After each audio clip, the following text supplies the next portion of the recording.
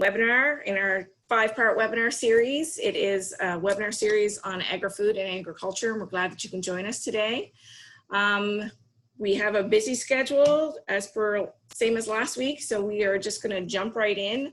We hold the webinar in a similar format to our plenaries, in that there'll be a prayer first, and then our president will speak, and then we'll get into our speakers. So Val, if you would mind running the prayer with our traditionalist Evan Sakobi, that would be great. I'd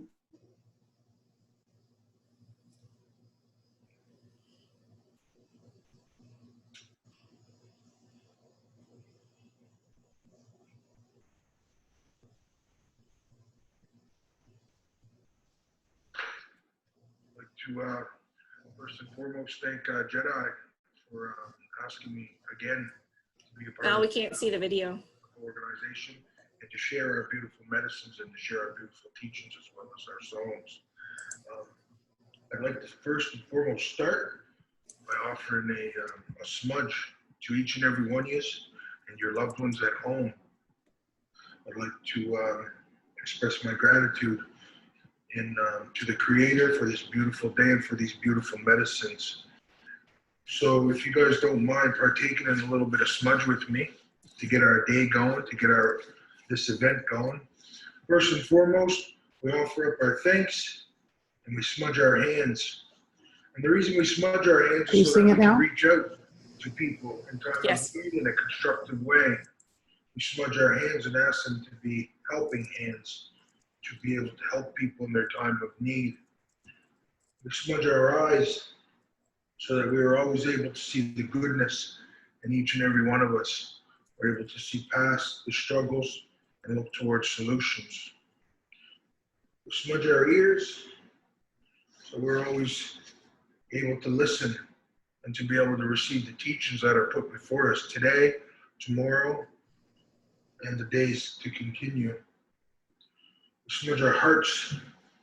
We ask Jigel Wazit to heal any pain that we have in there so that we're able to move forward in a good, positive way to be the best versions of ourselves. The ancestors who have all gathered with us to walk with us on a daily basis and to surround us by good light, surround us by good love, and to always be that happiness. We smudge our feet so that we're able to walk in a humble way and to always remain firm and strong like the trees and the standing ones. We give thanks and we smudge our head and our brain so that we are, again, being receptive to that guiding light and that guiding energy. Now, this is my way of smudging. I'm sure everybody else has different ways, but this is the smudge that I offer to each and every one of you today. Believe in welcome to much. Get your money like a jaga was it, John like a chini quest. Your bem kiskak. So we'll even will also welcome to much too. Ski you know at peas uno. So we joke came on like a joke came to Tine. No, the Lee was tweak was good Madawas like a Magalub, John Evan Sakobi. So new J house and Unsis like a well, let's the guy we have now. And believe Hardeman will let's the guy we have now. Believe Hardeman Sakobi now. The motion suck like a nook masuk. So we'll even like a will as a welcome to much. Chill Wallastic way, let away wagon, and like a book cool wagon, John the lint to wagon. Motion suck like a nuke myself, will even chum the meat ducks and like a Nicholas, John me Johnuk, will even like a welcome to much. Chill Silday Bamosa wagon, like a Silday getting, like a Silday win. My prayers are always of thanks. I offer up thanks for all that I have, for all that's important. And when we can truly start to give thanks and acknowledge all the good stuff that we have in our life, it makes going out and being of service and helping others just that little extra part of it. So my prayers for each and every one of you are to thank you guys first and foremost for your time and your commitment in whatever it is that you guys have devoted your life professionally, personally, and relationshiply. That's my prayers of thanks to each and every one of you, to thank you for your time. I'd like to offer up thanks again to JEDI for allowing me to do this, and give thanks for all of our ancestors who are here. That's the important part. That's the connection part that we speak of when we do ceremony. We give thanks for the ancestors who we can't see. We give thanks for their energy. We give thanks for their light. We give thanks for the memories that they left behind us. And we all have those ancestors. You know, we all have them people who are no longer with us in our lives today. They were at once a part of it. And when, you know, when we acknowledge them and when we ask thanks and we give thanks for them, we don't do that in sadness. We do that in celebration. Anytime that we burn our medicines, our ancestors instantly smile. Anytime we speak our beautiful Olastigwe, Ladue Wagan, our beautiful Mausi language, our ancestors instantly smile. Now picture one of your ancestors who is no longer with us right now, and picture them the minute you shake a rattle. Picture them smiling. Think of their smile. If you listen hard enough, hear their laughter. That's what these ceremonies allow us to do. They allow us to connect on our own personal level. And I hope by sharing this prayer and this ceremony with you guys this morning, and what you can take away from it is that you guys will leave here with your own appreciation of their own ceremony that you need to do to get back in touch with your ancestors. I'll finish off this prayer by singing a song. And our songs are prayers. Our songs are not only things to listen to. Our songs are given purpose and they have direction. And the spirit world, which is always around us, they take notice when they hear these objects. They take notice when we speak of their name. They take notice when we think of them. You know, this life that we wake up to and have the honor and privilege and blessing to wake up to is a gift. And we have to be able to enjoy it to the best of our ability. And it starts every morning by giving thanks. And that's the most beautiful part about ceremony. This song that I want to sing for you again is a welcome song. It's one of our oldest songs. And in our language, it's Wano De, Wano De. Guano is the welcome. And Aliyah Guano De is we're all going to welcome. So we sing that song to our ancestors and we ask them to all come and join us. So think of your ancestors. Think of them. Give thanks for them. And in the same time as we did our smudge, we give thanks for all that we have to live for all people in our lives. So sing the song, and we're going to call our ancestors in with us today.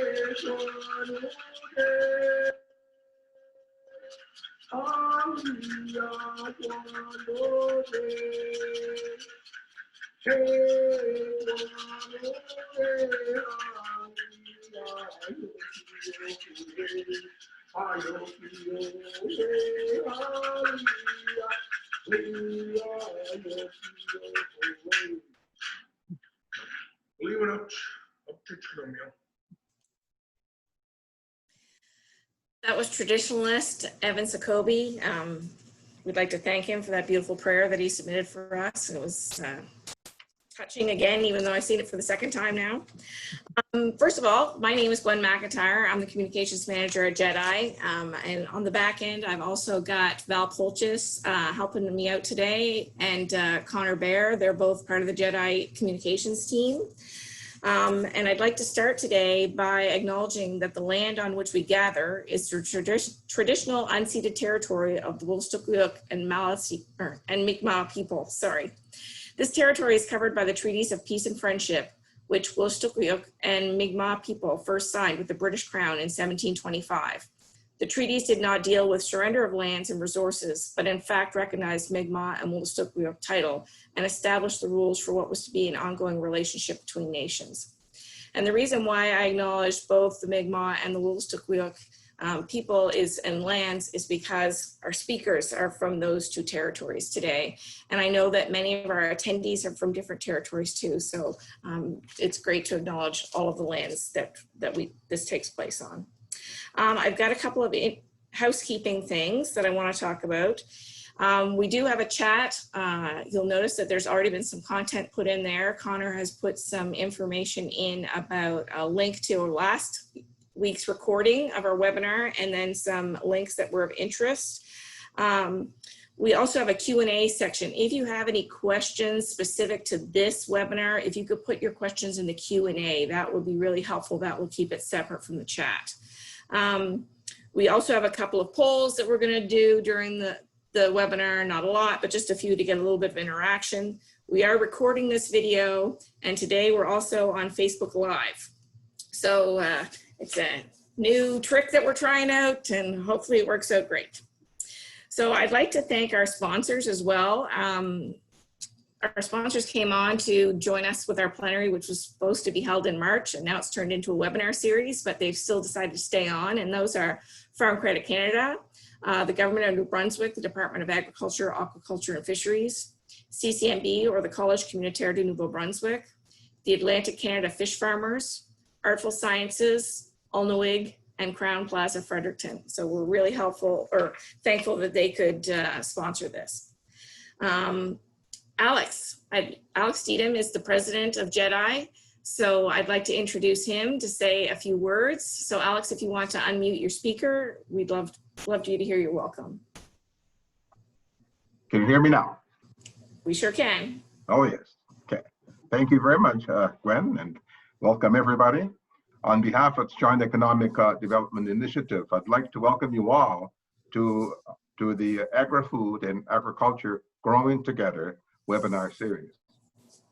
Today is our second of 5 webinars relating to the agri-food and agriculture for Indigenous peoples in New Brunswick. Last week, we heard from Darren Cook of St. Regis Reserve in Ontario, who has been working in the field of agriculture for over 30 years, and Savannah Ferguson of Opaskwayak Cree Nation, a student counselor with Agriculture Canada's Indigenous Student Recruitment Initiative. They spoke about some of the government initiatives in place related to agriculture in Canada. Then we heard from Erica Ward of Nadua'anek First Nation and manager of the Nadua'anek Community Food Center. She shared the beginnings of the center as well as their growth and exciting initiatives that are happening there. If you would like to hear last week's webinar, as Gwen has mentioned, the link is being shared in the chat. Today, we will hear from Hayes Farm and how they are teaching our next generation of farmers some Indigenous ways of farming. We'll also hear from McGraw Seafoods about the work they are doing and their partnership with the Department of Agriculture, Aquaculture, and Fisheries. We would like to thank Claire, Jake, and Terry, who are joining us today. I look forward to hearing their presentations. We know that all of our participants will benefit from your shared experiences and wisdom. Our funders and sponsors enable JEDI to host our event. We offer a sincere thank you to our sponsors. As Gwen has mentioned, but we'll repeat again, it's the Farm Credit Canada, the Department of Agriculture, Aquaculture and Fisheries, the Collège Communautaire de Nouveau-Brunswick, the Atlantic Canada Fish Farmers Association, Artful Sciences, ULNOAG, and the Crown Plaza Fredericton, as well as our funders, the Government of Canada and the Government of the Province of New Brunswick. Finally, JEDI would like to thank all of you for joining us today. And on behalf of the team here and the board of directors and the staff, Waliman, merci, Walalin, and thank you. Have a good one. Thank you, Alex. And so now we're ready to jump into our first session. And I'm going to be introducing, well, Claire May. She is the Hayes Farm Coordinator. She was born and raised in Fredericton and explored several paths before making her way to food systems and farming. She began volunteering with the Hayes Farm Project in 2017, took part in the pilot regenerative farming certificate program in 2018, and then moved into her own current role in the fall of that year. She began her own market garden operation in Gagetown this season and is thrilled to spend time at both of her operations. Claire, we're ready for you to join us. So if you would like to unmute and start your presentation, we're excited to hear from you. Thanks, Gwen, and the whole JEDI team. I'm excited to be here. I'm going to share my screen.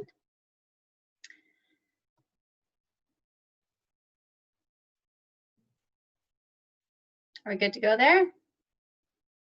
Great.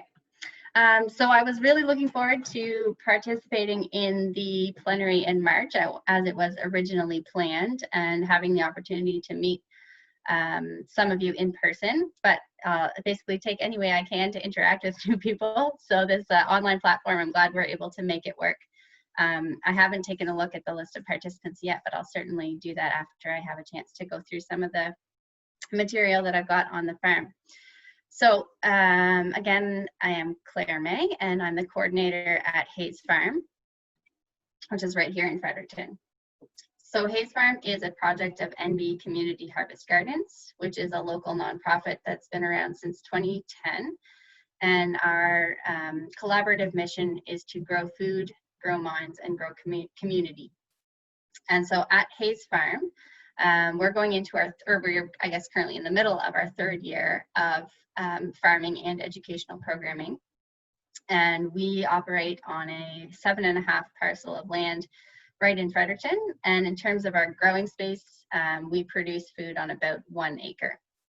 So just to give everybody an idea of where we're at physically, the yellow shape there is Hayes Farm. And as it relates to JEDI's office, which you can see in the bottom corner there, so that's like St. Mary's Gas Bar and Grocery Store. And we're about a stone's throw away from the St. Mary's First Nation. And that aerial image is from last year, so I know it's pretty small, but that does give you a little bit of an idea of kind of our growing space. So everything that we do at Hayes Farm is regenerative, human scale, and relationship based. And we look at these 3 pillars to be our kind of values and guiding principles when we're making decisions for how the project should progress. So in terms of being regenerative, that really speaks to our work with the land and the soil, as well as climate mitigation. So when we talk about being regenerative, Hayes Farm is very focused on life within the soil and making sure and working towards leaving the soil and the land in a quote unquote better place than we found it originally. So that is very much an ongoing journey, but it's something that is you know, looking at the ecosystem as a whole and reflecting on every part of that. In terms of being human scale, from a practical point of view, we employ very little in the way of mechanization on farm. So we like to show that everything on a certain scale can be done without the use of heavy equipment. So the biggest piece of machinery that we have on the farm is what we call a 2-wheeled or a walk-behind tractor. And of course we have had larger machines in to do tilling or bulldozing, but we look at those and treat those as a one-time practice. And the last pillar being relationship-based. So this kind of starts with relationship with self, but runs the gamut in terms of relationship with peers, with community, with colleagues, with the land, and really is all encompassing. So kind of recognizing that agriculture is far more than food production. And I'm going to talk more about that as I go. So those are the three kind of pillars that we use in making decisions in our project.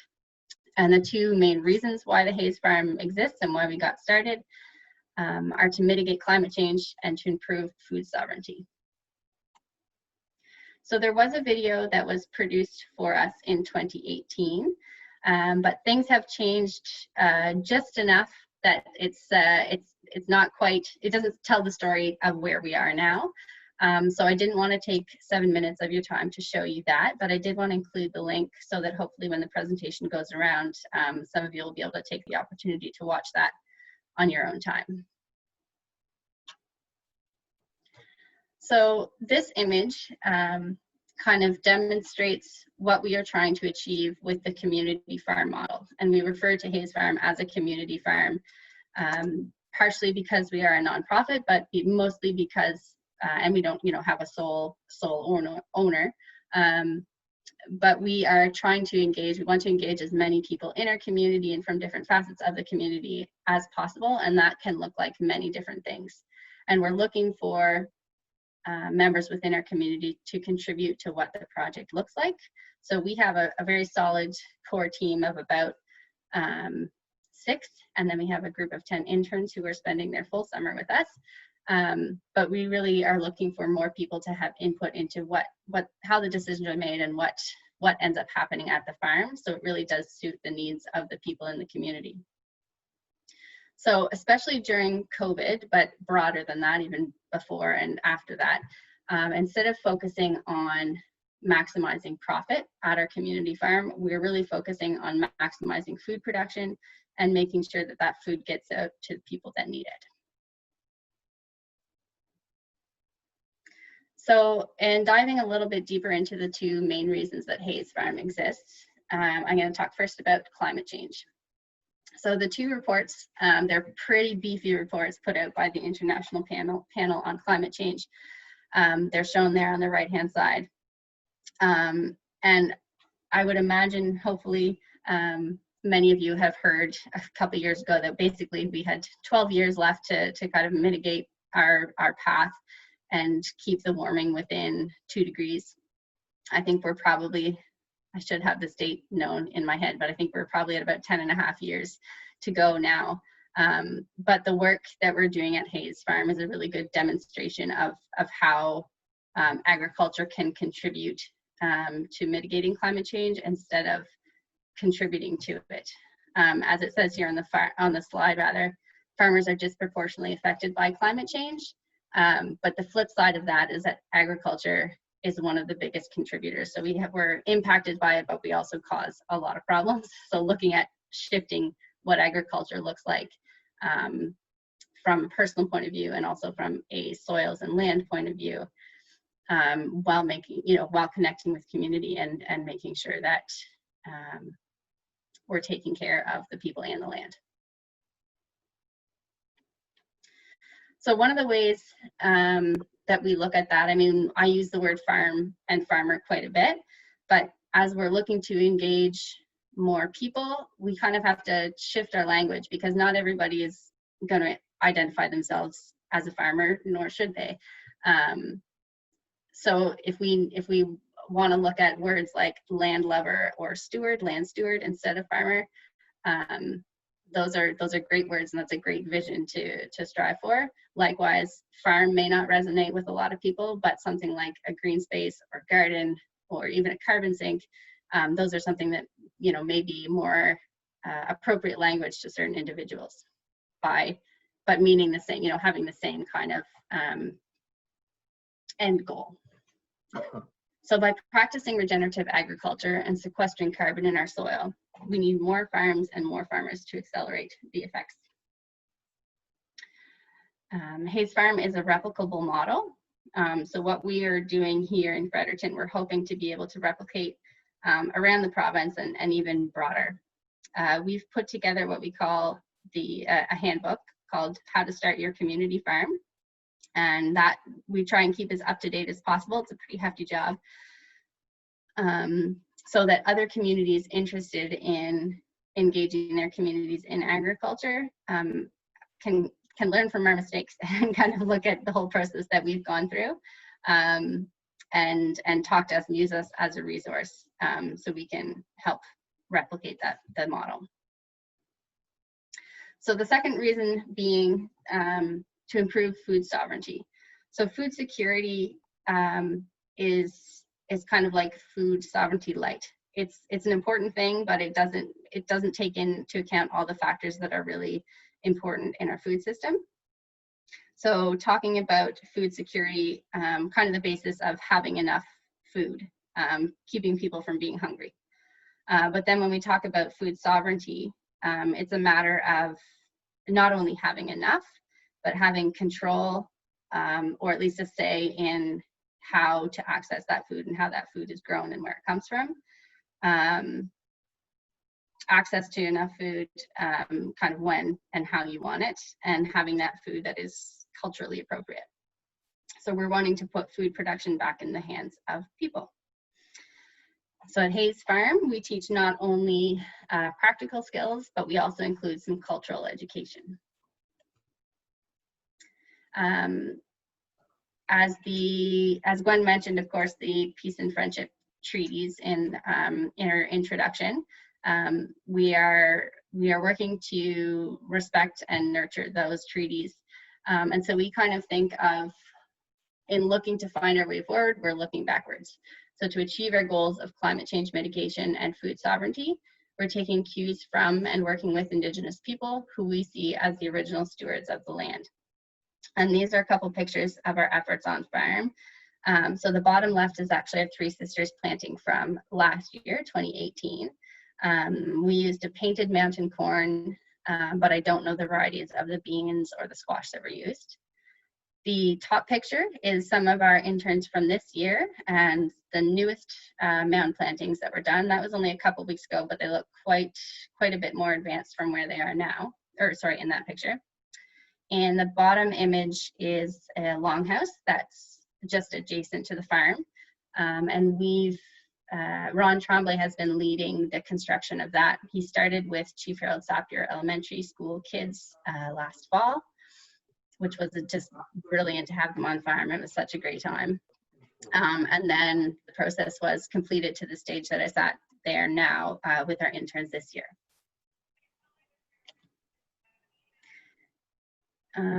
So this is another little summary of some of our efforts in terms of respecting and acknowledging the Peace and Friendship Treaties. So we have a series that we've titled Indigenous Foodways, and Cecilia Brooks is leading that series. So I think there's been a couple field trips, but mostly her sessions are online. And in this series, we're looking to see how we can reimagine agriculture for a local environment. So what can be, and this is also speaking to climate suitable crops, what can be grown intensively in our region with the least amount of inputs, and also looking at what the practical and cultural implications are of sourcing native seed varieties and how those should be grown on farm. I mentioned the longhouse construction, and in some way or another, our mound plantings this year are we're doing Four Sisters, corn, beans, squash, and sunflower. And then we have the other three, so groundnut, sunchoke, and ground cherry. Those are also planted in some way on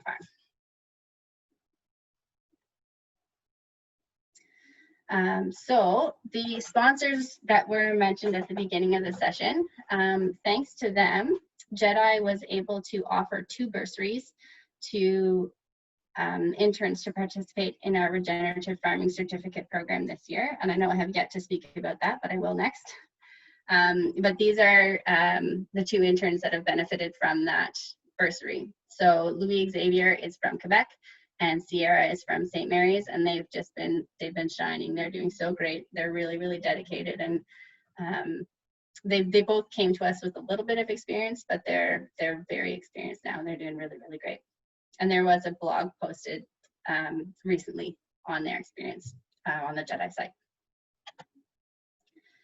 So this is a summary of the offerings that we have at Hayes Farm this year, all except the youth programming, which has been paused due to COVID. But the Regenerative Farming Certificate Program is our kind of our flagship program. That's what we've been running for 3 years. And it's 18 weeks of intensive learning. So most of that, about 70%, is on farm. Everything from seeding and planting, transplanting, bed preparation, harvesting. The interns also connect with our customers, so they're actually, you know, delivering the food to the people who are going to be eating it, which is such a rewarding part of the process. But then there's also theoretical learning and those other teachings that I've listed included in that program as well. The Green Settlement Leaders Pilot is something we're hoping to launch this spring, and that's a kind of an abridged RFC program for newcomers to Canada or those with capacity in English that needs a little bit more support. We've offered most of our regenerative farming certificate online classes as drop-in to the public at a very low cost. The Holistic Farm Business Planner course is something that's offered in the fall and is a really nice pairing to the practical skills that are learned in the RFC program. And so this looks at not only the business side of running a farm, but also how to maintain a good lifestyle while running a farm. We've also got loads of informal learning and volunteer opportunities, excuse me, and open farm days, which we will have once a month. We just had our last one on Friday, or Saturday rather, went very well. Sorry, my dog's having a bad dream. I'm not sure if you can hear that. So I've just got a couple photos, size of photos here. The top right is our day one photo of our 2020 crew, all socially distanced, of course. The farm priority board that's always up for interns or volunteers to kind of have a bit of direction. And these are all photos from our 2019 cohort.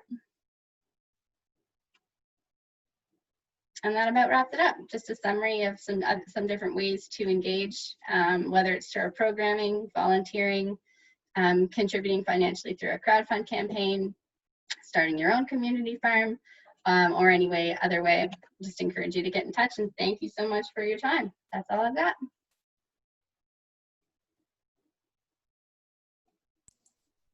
Thank you, Claire. That was really informative.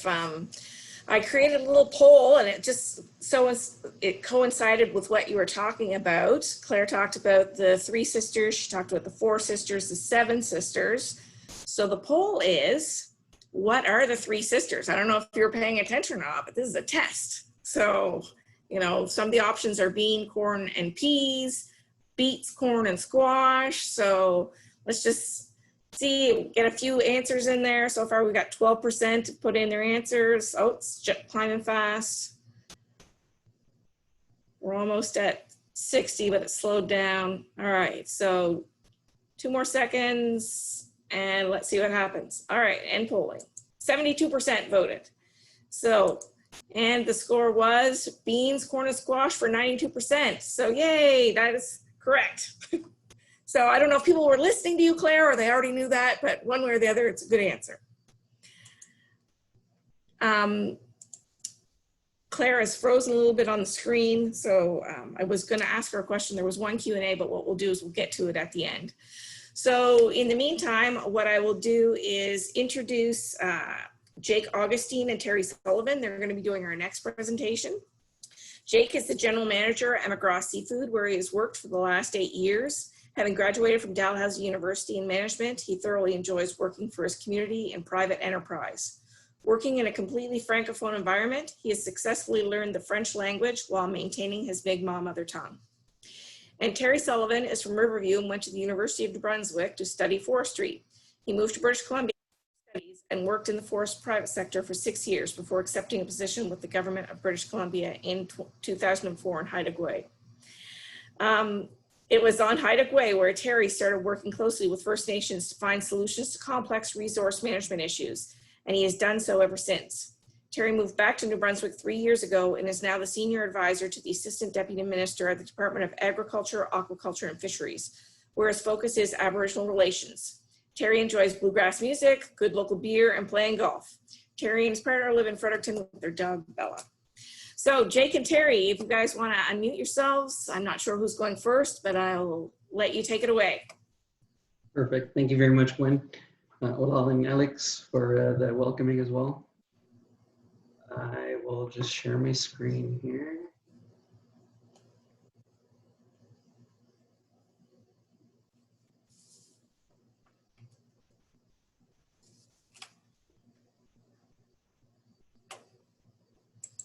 One second, sorry about that.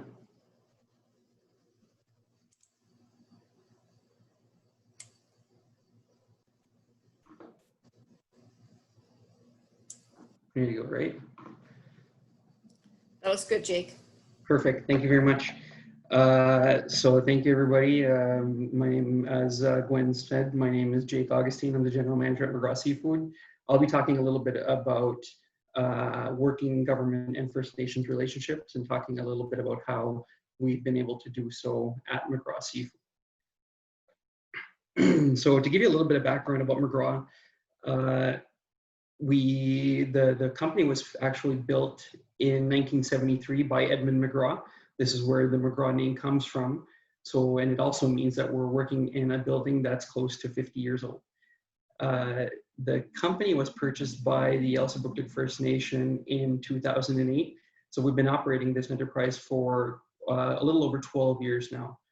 And what we do is we process snow crab sections and herring roe for the American and Japanese markets. We're also a major employer in the Acadian Peninsula. During the peak season, we employ over 200 people. And Treaties, of course, is in the heart of the Acadian Peninsula.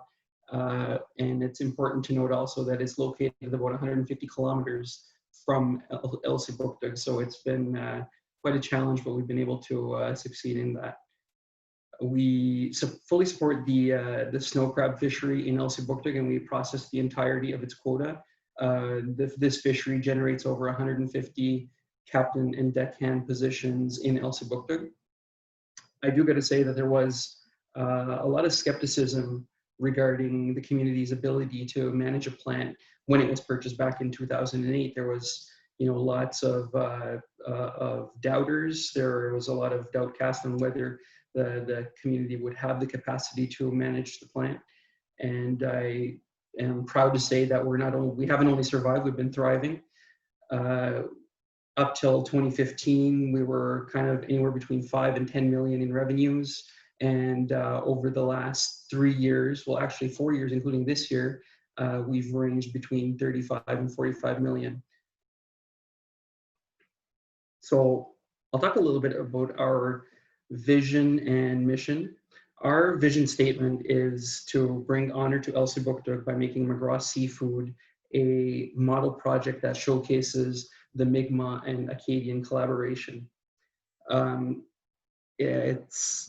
are we doing so? We are generating employment in the Acadian Peninsula, and we're a major employer.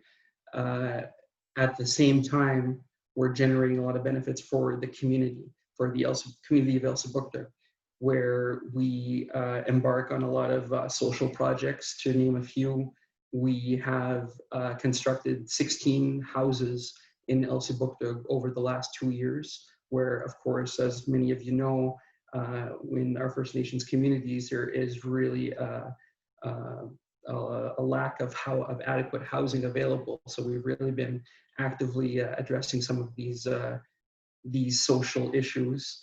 We also embark on we support a lot of projects, including school lunch programs. We support the recreation projects in the whole recreation department in Elsipogtog.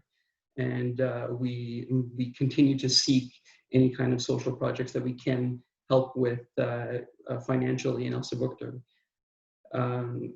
Further to the Mi'kmaq-Acadian collaboration, I think that it's something that we all seem to have a little bit of an idea about And even before I came here and lived in the Acadian Peninsula myself, I only learned a little bit about, how the Acadians and the Mi'kmaq used to work together and were allied in the wars against the British.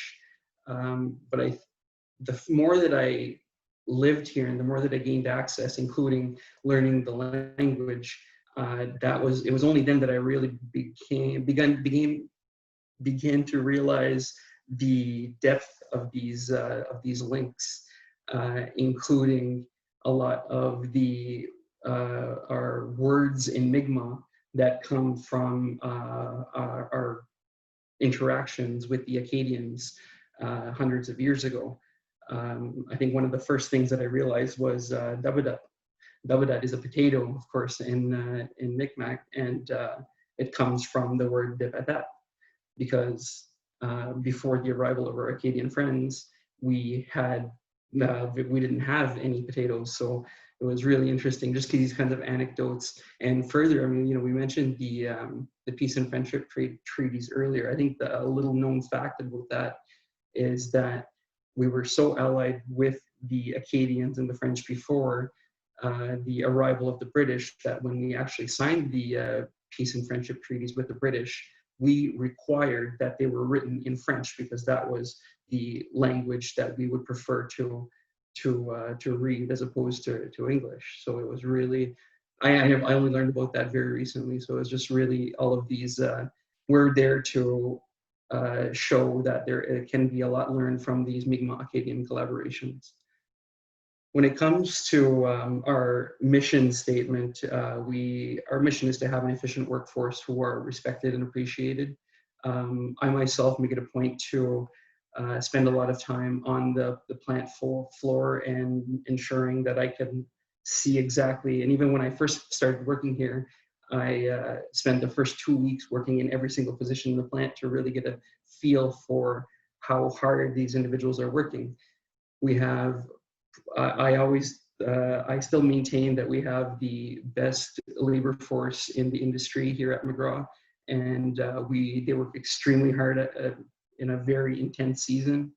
And I am very proud of the fact that a community that's owned by El Sibuktuk First Nation is able to put food on the table for a couple hundred families in the Acadian Peninsula. We've really been pushing the industry to provide a fair wage for the workers, and we've actually been able to increase the wages by 41% pretty much across the industry over the last 4 years. So they work extremely hard, and they're very, of course, a very key part of our production line. I'll touch a little bit on our past project. I won't spend a ton of time on this, but so essentially in 2000, this is just a list of all of our projects and what resources we kind of were able to access and take advantage of basically over the last 10 years. So in 2009, of course, there was the initial plant purchase, which was supported by INAC, and it allowed El Sibuktuk to get involved into the industry. We were actually fishing the snow crab completely independently ourselves back in 2009, but the acquisition of an existing processing plant really allowed us to get more integrated on our supply chain. So then in 2014, we embarked on a pretty significant plant expansion to be able to facilitate our transition from the Japanese market to the American market. And of course, we had support from INAC and Opportunities New Brunswick at that point. It was a very much needed expansion, and I think that if we weren't able to do that expansion, I don't think that we would be here today. In 2015, we embarked on a project where we purchased, as I mentioned earlier, we process herring roe.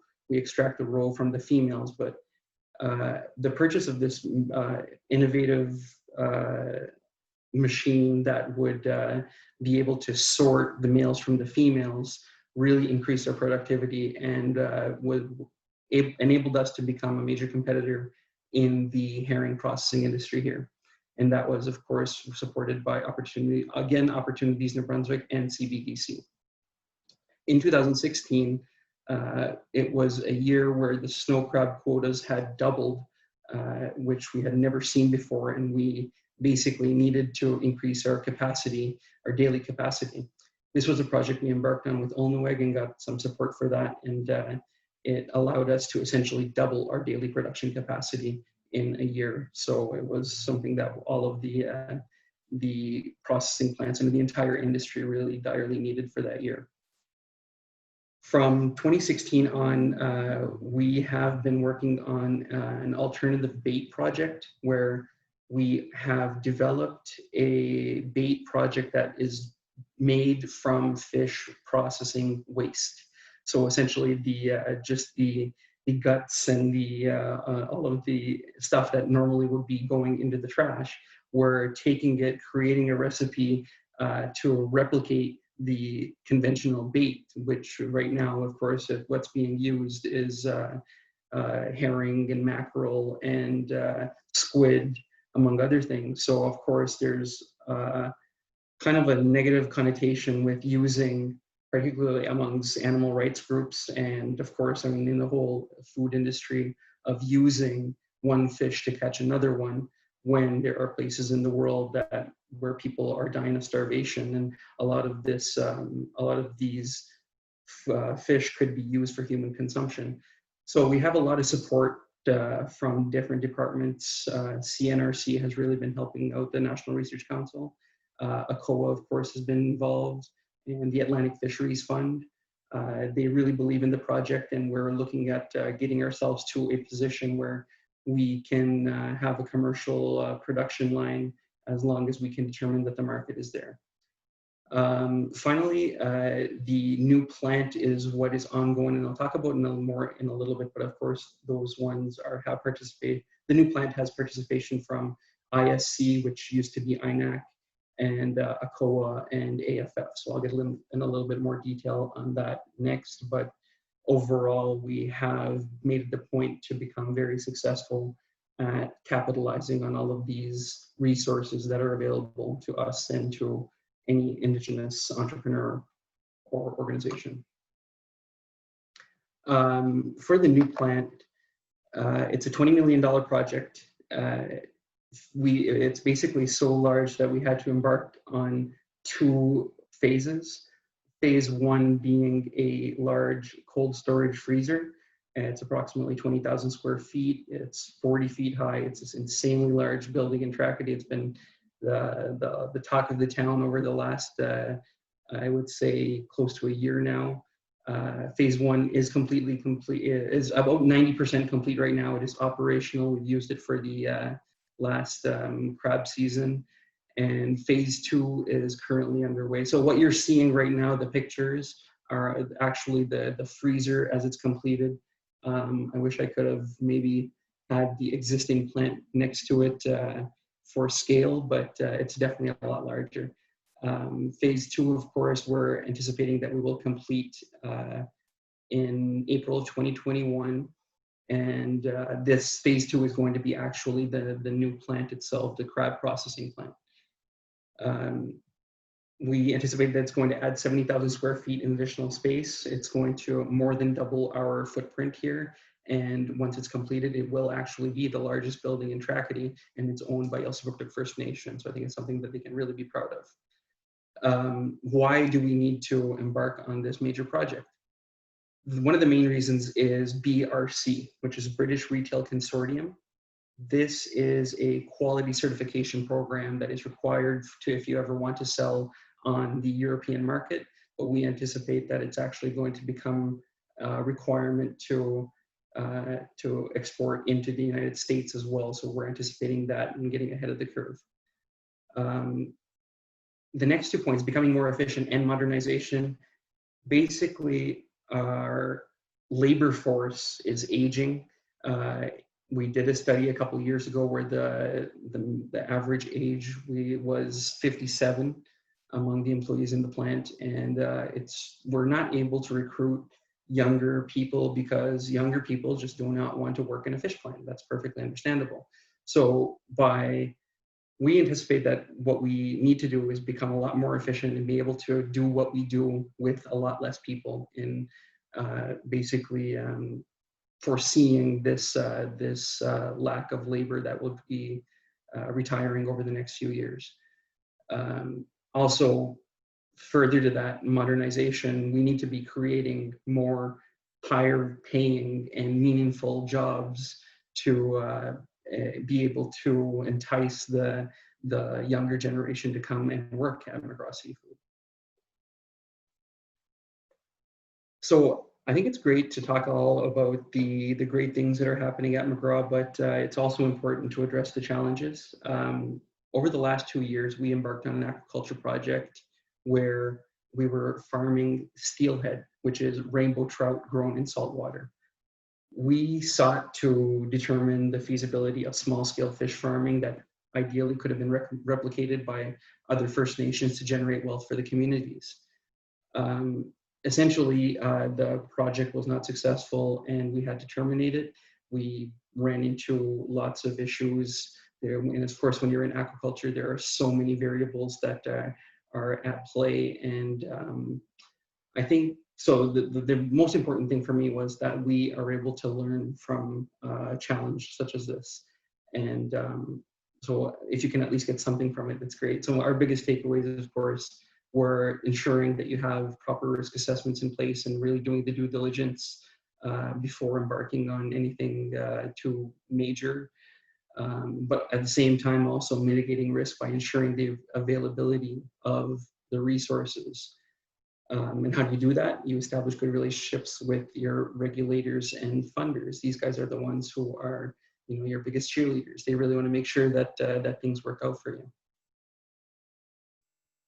So finally, all of the projects that I just spoke about, they were only really able to happen because of the fact that we had built these relationships with these different organizations.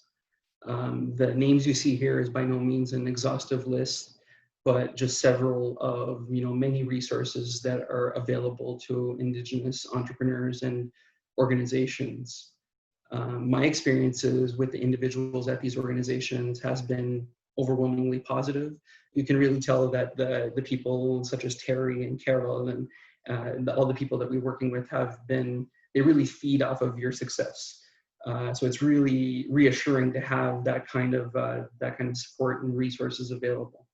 And I think it's important very well. It's very important. So with that, Gwen, that was pretty much it here, but Gwen, do you have the whole? I sure do. Let me see if I can't get to my second one. Here we go. It should be launched.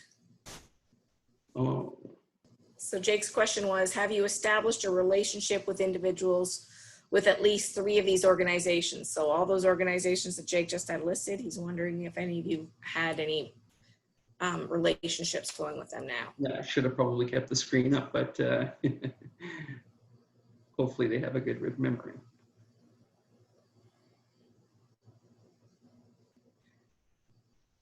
All right. So now, yeah, and now I'll pass it off to Terry, who can bring it home. We're just going to share the results really quick. So 63% of those that answered said no, and 38% said yes. So there's still a lot of work to be done with relationship building. Definitely. All right, Terry, you're on. All right, thanks, Gwen. Can you hear me okay? Yes. Excellent. Well, what a great presentation, Jake. Thank you for that. And thank you, JEDI, for inviting me to speak today about our relationship with McGraw Seafood, helping them advance their projects. Can you see my screen? There we go. Can you see my screen, Gwen? Not yet, Terry. Not yet, Terry. Okay. Hang on.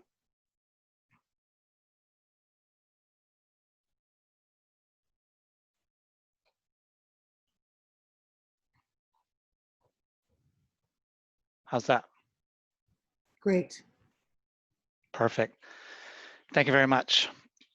And thanks, JEDI. And for those who were in Fredericton yesterday to celebrate JEDI's 25th year, it was a pretty special event.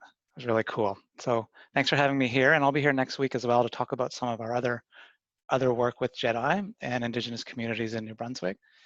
So before getting into some of the key points of my presentation, as Jake had mentioned, are to talk about the relationships that we've established with McGraw Seafood and how we go about conducting our business and working together, and sort of what are some of the driving mechanisms behind that.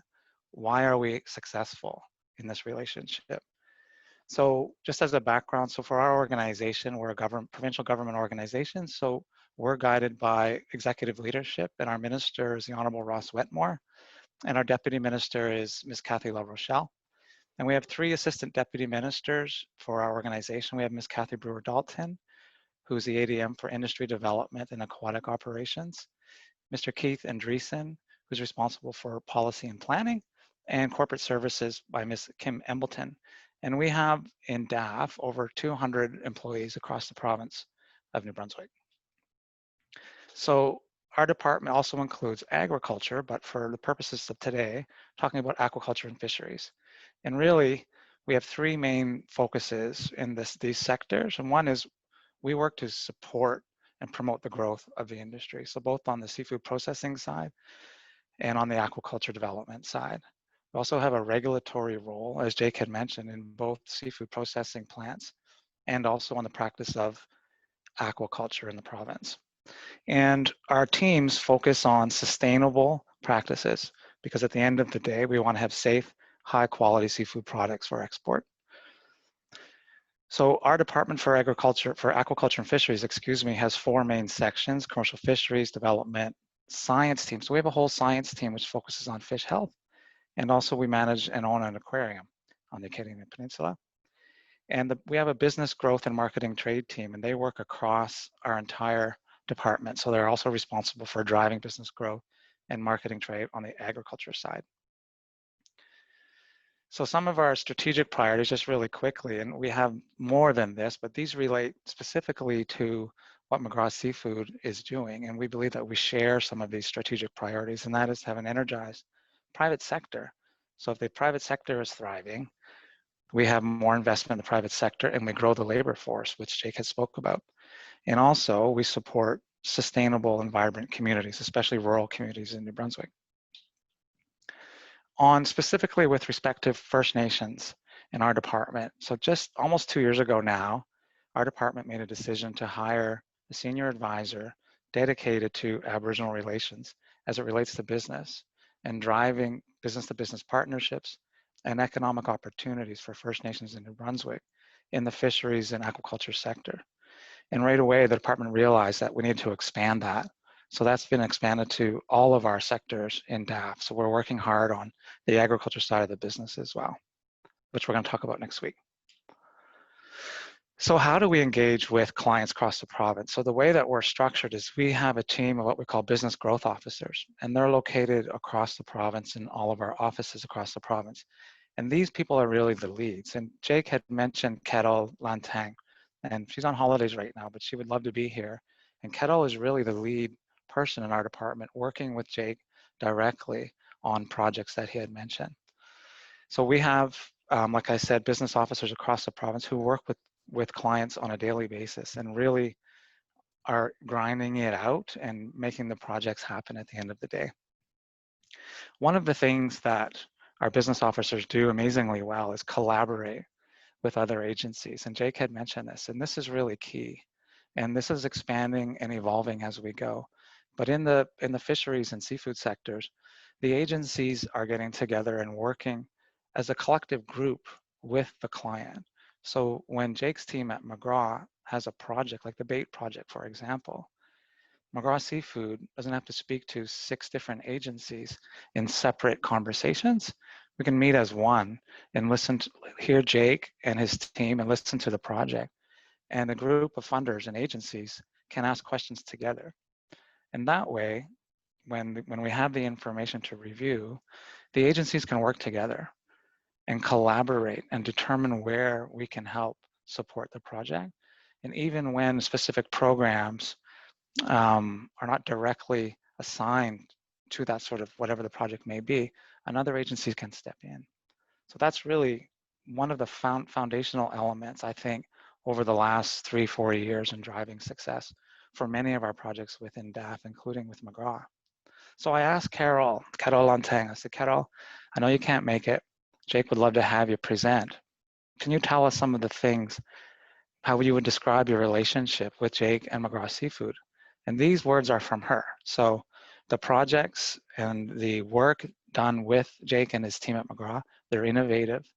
The behavior and the rapport back and forth is highly professional. I asked her to describe that.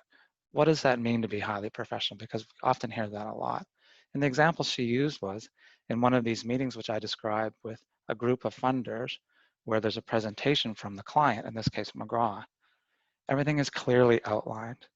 You know, it's a professionally done presentation. All of the information is there, being able to respond to questions. And if the answers were not available, then there was follow-up immediately. So the responsiveness of information and engagement, it's always on top of the game. It's a very professional and dynamic relationship. So a couple of the words that I like to use in these types of relationships and why it works is because there's mutual objectives. So what I mean by that is we share a common interest. And Jake had mentioned that around, you know, jobs for people in the community, the number of jobs, the level of pay for the jobs, the stability of those jobs. We share those interests as well. So when projects are about expanding initiatives, we have an interest in that as well from any client if new jobs are going to be available, especially in rural communities in New Brunswick. And Jake had mentioned AFF, so that's the Atlantic Fisheries Fund.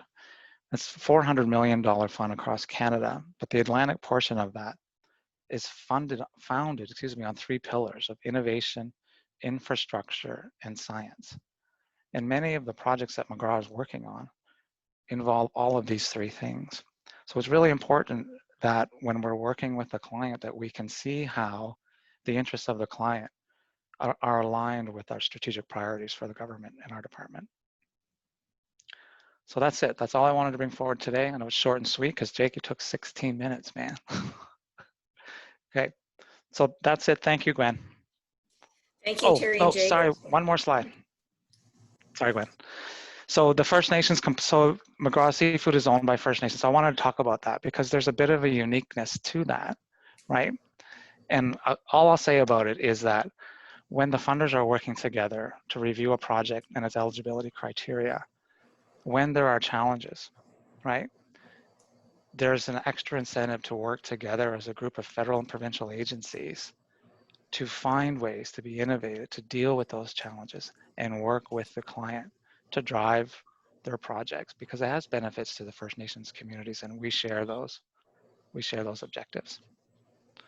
That's all, Gwen. Thank you. All right, thank you, Terry and Jake.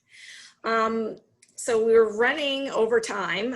It is now 3:03 and I know we've lost a few people already. So I know that there was one question in the Q&A that was specific for Claire. Claire, if you wouldn't mind joining us right now, if the question was, how successful was the harvest of the Three Sisters crop that was grown? And was it grown again this year? Why or why not? Yeah, so the Three Sisters that was planted last year was planted on our calendar what we thought was very late, so mid-July, but it did exceptionally well. So there was a big fat yellow broad bean, and again I don't remember what the variety was, but that did super well climbing up the corn. The ears of corn that came off the Painted Mountain variety were gorgeous. And they dried really well. We had some mismanagement of it on our end, and it ended up getting eaten by critters, so we didn't have any seed to save, but we will do much better with that this year. And so yeah, it was grown again in a different iteration, a different way this year. Cecilia Brooks guided the planting of our Four Sisters this season, so they're still in the ground now, and we actually put some local fish that was caught, I don't remember what river it was caught in, but actually directly into the mounds as fertilizer. So yeah, we definitely did replicate or do a new planting this year, and we hope to continue that with the guidance of our Indigenous partners. Thank you very much, Claire. Are there any other questions? I know we covered a lot of territory today. We talked about, you know, farming, community farms. Claire talked about how they've got a how to start your own community farm handbook, which is exciting, the regenerative farming program. And then Jake talked about McGraw and the success that they've had over the last few years since Elsie Booktook purchased the business, and then the partnerships that they've created and relied upon within the last few years to really get them to where they're going. And so it's a lot of exciting things happening. We are going to be sharing the presentations with you. So what I'll do is in a few days, I will email them out to all attendees because all of our speakers share their presentations. And yeah, so if there's no questions, we do hope that you will join us next week. Next week, we'll be talking more about New Brunswick government programs. So Terry will be joining us again next week. There'll be an overview of DAAF, which is Department of Agriculture, Aquaculture, and Fisheries. They'll also talk about the New Brunswick Indigenous Agricultural Development Program. They'll talk about the New Brunswick Food and Beverage Strategy and the Business Navigator here in New Brunswick. So there's a lot of programs to access in relation to agri-food and agriculture. So we hope that you'll join us next week to hear a little bit more about all of those. I'd like to thank our sponsors again, Farm Credit Canada, the Department of Agriculture, Aquaculture, and Fisheries, CCNB, College Communautaire de Nouveau-Brunswick, Atlantic Canada Fish Farmers, Artful Sciences, Alnawig, Crown Plaza Fredericton. Alex, did you have a couple of words that you wanted to say as a closing, or? There I go. Yes, well, certainly was an excellent presentation, and I really enjoyed the all of them, both of them. I was really impressed by the presentations from the farm and from Jake, and I think it's a wonderful job that you guys are doing, and certainly with the help of we'll say the provincial government.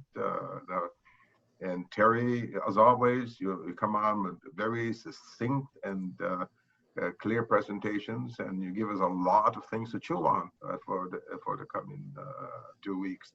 Again, I want to thank you all for participating, and thank you, Gwen, for the excellent host. And do have a good week and stay safe, and hope to see you again in a couple of weeks' time. Next week.